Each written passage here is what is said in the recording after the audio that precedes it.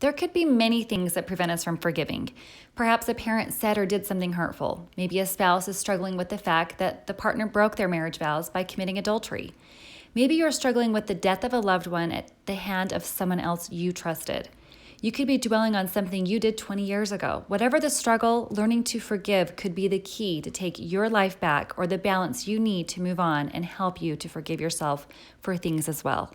So many people struggle with self-forgiveness as if others are somehow more worthy of our forgiveness than ourselves. We can spend our lives trapped in guilt and shame over our past choices, regrets, and mistakes. We can be upset with ourselves for numerous reasons that we can't seem to get past, finding it difficult to forgive others. We may have regrets over our perceived failures in life or feel that we have erred in living up to our ideals or expectations of ourselves, resulting in internal conflict.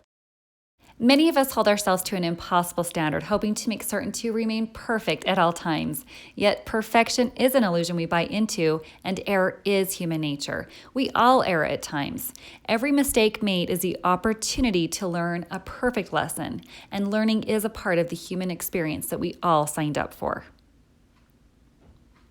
Self-forgiveness includes coming to terms with how and why we behaved or reacted the way we did and agreeing not to repeat the same mistake, or as we like to call them, learning opportunity. And this is wisdom in action. Forgiving yourself may be more difficult than forgiving others, yet it is far less technical because it is easier to correct your own choices, actions, and behaviors than it is to correct others, which can be impossible and also not your place. Recognizing and admitting past mistakes will liberate you from holding on to this burden. Do not hold on to regrets or mistakes from the past, but learn from them and choose to make better choices. Again, it's always about going to the solution. You can begin to forgive yourself by correcting many of the mistakes and poor choices you made in the past. And if you've hurt someone, find ways to make restitution and ask for their forgiveness. By doing this, it will make it a lot easier for them to forgive you. In the very least, demonstrate the effort to make restitution and practice good behavior toward them moving forward. This is accountability and empowerment at its best, as well as a high level of emotional maturity, and will always heal the interrelational dynamic. Allow the guilt or anger you have toward yourself to compel you to make the changes you wish to see. No one is a failure because everyone errs and has failed at something. Even failure is relative. With diligence, a series of failures will eventually lead to your success and is often the natural process to success. Remember to appreciate yourself for making better choices and feel grateful for the lesson and for the power you have to change. Then choose again. There is an art to learning how to forgive and possibly forget.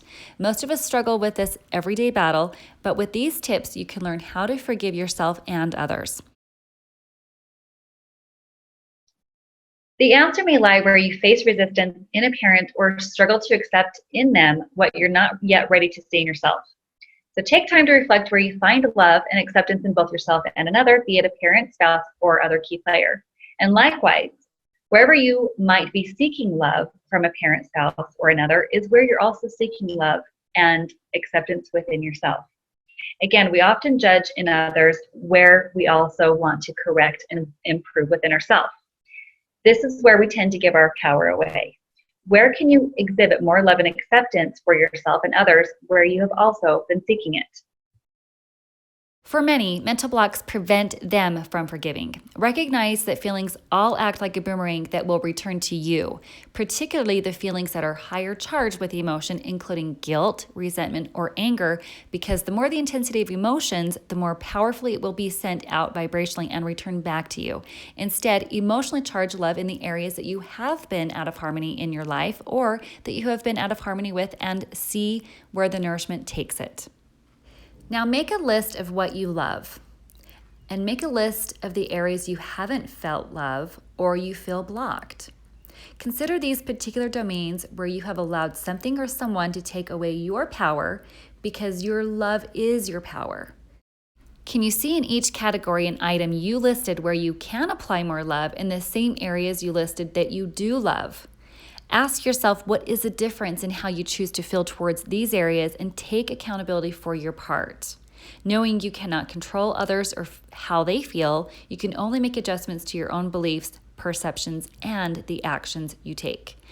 If it's not serving you, then how can you alter your perception around those areas you either haven't been feeling loved or expressing love?